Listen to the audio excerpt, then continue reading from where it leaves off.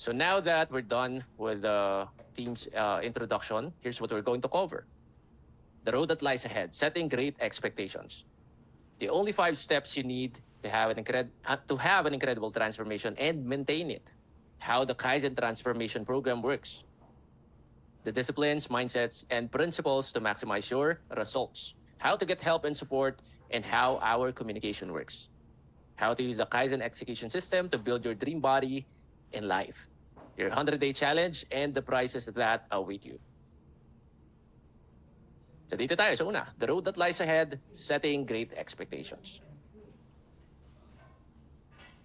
So after observing hundreds of transformations from my students and even myself, na-discover ko na meron lang 5 steps to get an incredible transformation. Ano yung 5 na yan? Step 1, knowing your goal. Step 2, having the right knowledge. Step number 3, applying them consistently. 4, adjusting continuously. 5, being patient, or yung element ng time. Kung paiksiin natin sila, ganito yan. Goal, right knowledge, consistency, adjustment, time, and patience. So exercise muna tayo. Mabilis lang. For 20 seconds. So kuha tayo ng papel or panulat or kahit ano. Ang gagawin lang natin, quickly score yourself in these areas. So 5 lang yan. Goal, right knowledge, consistency, adjustment, time, and patience. So 20 seconds. Type lang in the chat if you're already done.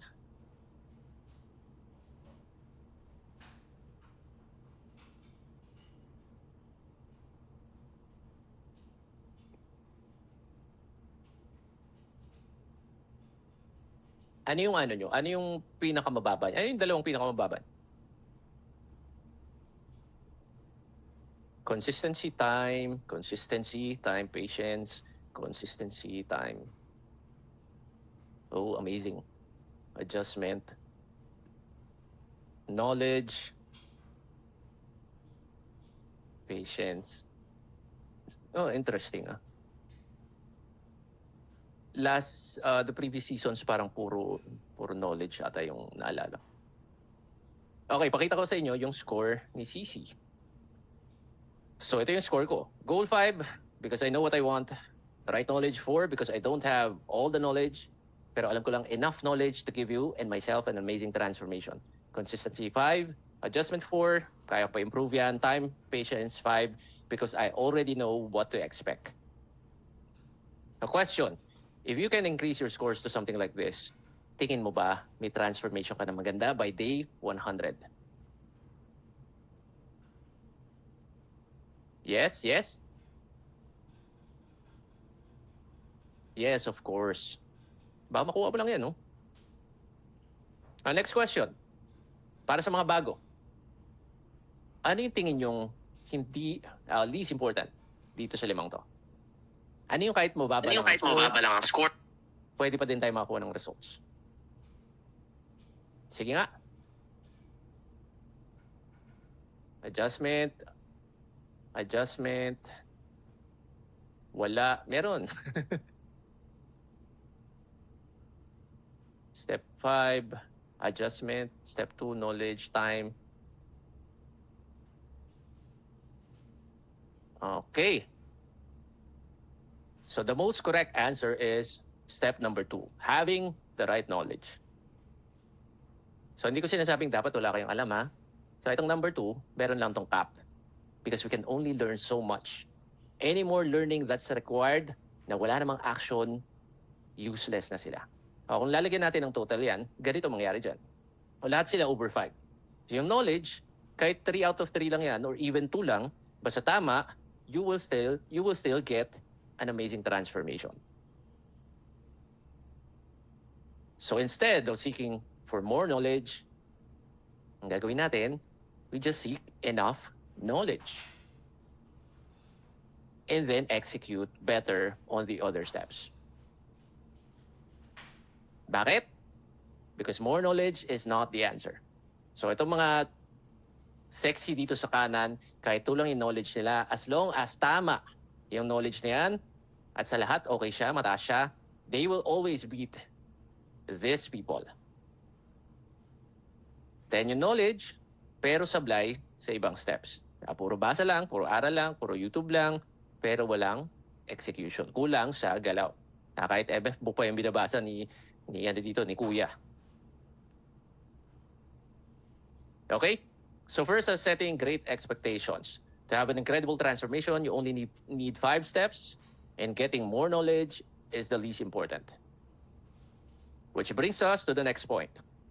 The goal of the Kaizen program is not to give you more knowledge, but to give you the tools to execute in 100 days, because execution is what gives the results, not more knowledge. So yan ang goal ng Kaizen program. So dito tayo, day 0, no results and consistent poor execution. Day 100, pagdating natin dito, we're expecting wow transformation, solid habits yung na-install, saka okay na yung execution natin. So ang goal ni Kaizen program is to help you execute. Kasi pag nakapag-execute ka ng tama from day 0 up to day 100, kahit konting knowledge lang, but the right ones, you will get amazing results. Kasi ano lang ba kailangan sa fitness? To have a great body, to have a sexy body. Alam na natin halos lahat yan eh. Calorie deficit, calorie surplus, mag-gym ka, mag-exercise ka, progressive overload. Diba? Alam na natin, halos lahat tayo, alam na natin yan. Pero lahat ba dito may results? Hindi, di ba? Because more knowledge is not the answer.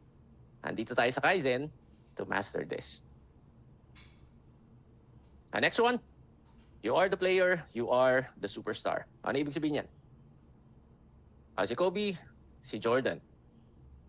So dito sa pictures, bukod sa same coach sila, si Phil Jackson, ano pa yung tingin yung similarities na nakikita niyo dito?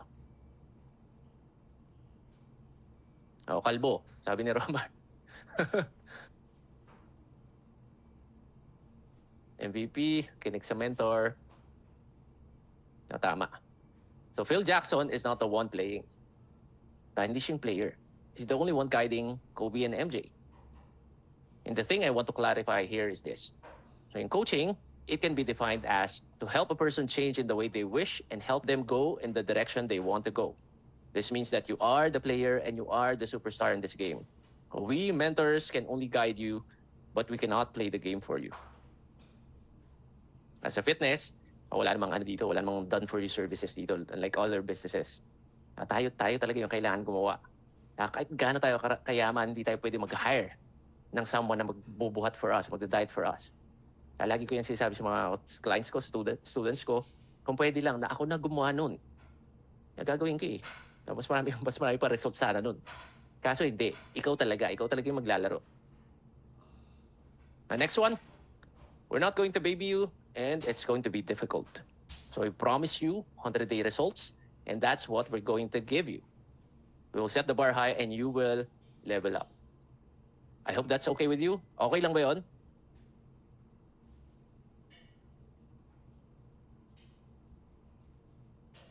And the reason for that is we want to give you an amazing transformation fast, because the byproduct of having one is that you yourself, with your upgraded identity, would want to maintain it. And it's going to be easier to repeat over and over. So in other words, mas madaling ulit-ulitin yung success pag nagawa mo na siya kahit isang beses lang. Kaya parang sinasabi nila sa pera, the first million is the hardest. Pero pag nakuha mo na yun, ang dali nang ulit-ulitin. A good analogy here is itong rocket ship, yung tinatawag nilang escape velocity. So a rocket ship uses more fuel during the first few minutes of its flight than the rest of the trip. The hard part is getting off the ground. So dito sa Kaizen, we're going to use more effort in fuel during the first 100 days so you can have an amazing transformation fast at mapunta ka sa langit kung ano man langit yan. And after that, madali na. Cruise and enjoy the benefits. Ayan, example si Cici. From 2018 hanggang ngayon. Kasi alam ko na siya, nagawa ko na siya dati, hindi na ako nawala sa landasan. Kung mawala man, ang bilis na makabalik. Same with your fellow Kaizen classmates na until now, andito pa rin at hindi nawawala sa landas o lumalaban para hindi mawala sa landas. And that's the setting expectations part. So next tayo, how the Kaizen transformation program works. So na-determine na natin tong 5 steps. Diba? Ito lang yung kailangan natin to achieve our dream bodies. Lagyan natin siya dito sa right side. So we can see how the Kaizen program works in checking all of this. So ito yung starting point natin, 1.0 version, tapos nandito na tayo. Week 1, Foundation, installing your 2.0 habits and character. Nandito na tayo, dito natin i-install muna yung tamang mindset sa kayo mga big domino habits natin. So without this, the rest ng ituturo ko sa inyo, even the workout and the diet, mahina sila. Kasi wala silang bahay, wala silang foundation. So just think of two people having the same knowledge in the same program, reading the same books, pero they get different results. So ano yung difference sila? Ito yun. Kaya ito yung pinaka-importante sa lahat. So mache-checkan niya agad yung week 1, yung goal, consistency, adjustment, saka time and patience. So imagine missing the first training, ang dami na agad na wala. Next one, week number 2, the program. So hindi kita i-overload ng knowledge as knowledge is not the answer. Enough knowledge lang. Bibigay ko sa iyo yung 80-20 ng fitness transformation. Week number 3, making adjustments. So this is super important. Bakit siya importante? Because our body is not static. It's dynamic. When we lose weight and gain muscle, nag-a-adapt yung katawan natin. Kaya kailangan lagi tayong nag-a-adjust. Ganun sa fitness. Hindi pwedeng gumagana sa'yo yung, diba, kunwari, natanggal ka ng 1 rice. Ang kinakain mo na lang daily, half rice. At first, nawalan ka ng weight. Ang bilis. Tapos sabi mo, after a few weeks, bakit ganun? Hindi na gumagana. Hindi na ako nababawasan ng weight. So yun yung example na nag-a-adapt si katawan natin dun sa changes na ginawa natin. The same with working out. Dati nakaka-10 push-ups ka lang, hirap na hirap ka. Ngayon, nakaka-20 ka, sobrang dali na. So for you to progress even more, kailangan mag-adjust ng mag-adjust. Alright? So dito pa lang sa training na to, week number 3, dito masusulit na agad yung bayad nyo. And you will find out the reasons why yung ginagawa mo in the past, bakit hindi sila gumagana.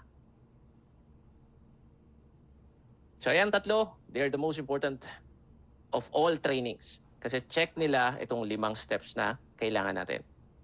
Pero may next pa na importante dyan. And that's the rest phases and getting to the next level.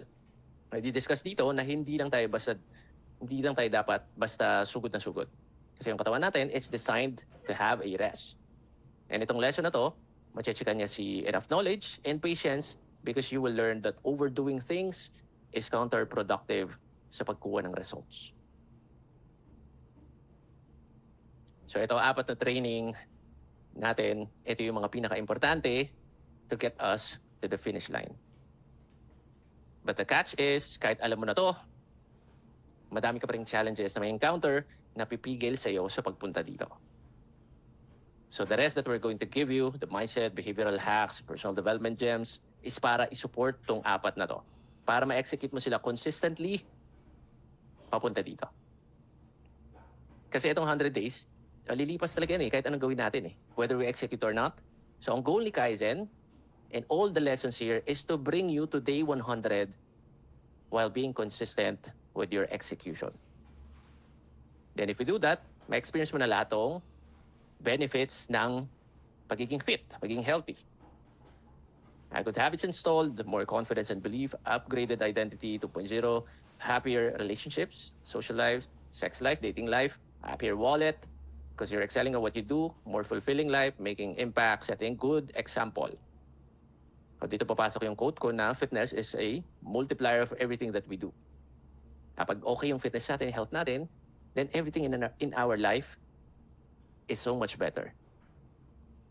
Kabaliktarang side naman, kung poor yung health natin, yung fitness natin, then ganun din yung mga nangyari sa buhay natin. Right? So ganyan ka-importante si health and fitness.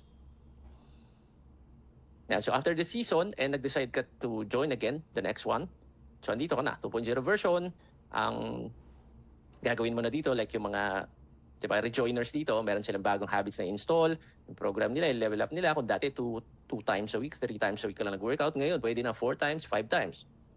Now, you make smarter adjustments.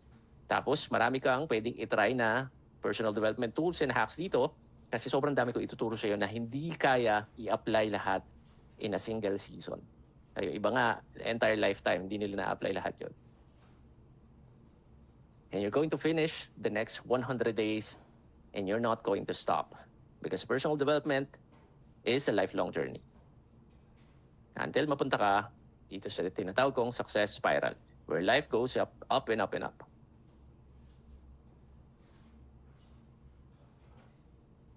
So imagine how fulfilling life is when you're living to your full potential, when you're maximizing it. Exciting, di ba? Next one, how to maximize your Kaizen results. So dalawa lang yan. Install the high-level mindsets, throw away your failure costume. So kung pinanood mo yung webinar, sinimplify ko na siya dito. So dito tayo sa una. Install the high-level mindsets. So ako, I love studying the GOATs. Yan, greatest of all times, the billionaires, the most successful people, the change makers, the shapers of the world. And when you study them, ito sila Elon, sila Mark, Jeff, Bill Gates. Ang mabasa mo or maririnig mo sa kanila are terms that are not commonly used. Examples: first principles thinking, inversion, scientific method, Occam's razor, regret minimization, divergent, convergent systems thinking. So ito yung mga tinatawag nilang mental models. Ibig sabihin nun, ito yung mga frameworks nila on how they think and make decisions. Kaya sila super successful. And ako, I'm obsessed with self-improvement, success. Kaya I always look for something na makakatulong sa akin to level up my brain, my life, my business, and my ability to serve people. By studying them, nakakakuha ko ng mga pwede kong i-apply, hindi lang sa fitness, but to my overall life. At ang isang nakita kong big one was this, systems thinking. So systems thinking is the first and most important one dito sa high-level mindsets natin. So sa webinar ko, ito yung sinabi ko doon. Everything works in systems. Everything is interconnected. What we do, what happens in one area of our life affects another area.